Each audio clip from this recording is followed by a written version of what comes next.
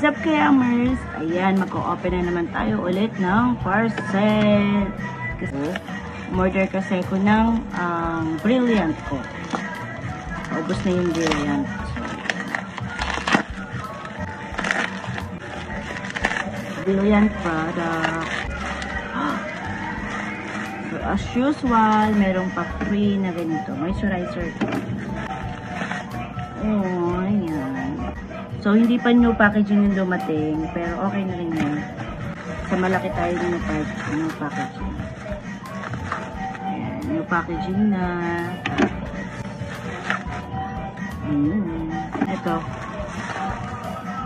Tinted sunscreen. Order na rin ako nito para pagka-aalis. Ito yung gagamitin ko. Tapos ito, yan. Ito, ginagamit ko to everyday. Pero ito pa lang yung ginagamit ko yung ganitong packaging. Ngayon pa lang ako naka-order na new packaging yung pinadala. Pero usually ito, tsaka yung malaki nito is yung dilaw. Tapos ito, first time kong itatry itong tinted sunscreen ng Brilliant. Pag aalis, ito yung gagamitin ko. Hindi na kasi ako nagpa-foundation or whatsoever kasi nga sensitive skin tayo, kailangan yung subok na product yung gagamitin natin. So far, nahiyang talaga ako dito sa Brilliant na sunscreen. So, ayun lang. Ito lang yung natin parcel. Overall, dito nasa 611. Yan, 611 tong apat na items ng Brilliant. So, check the yellow basket.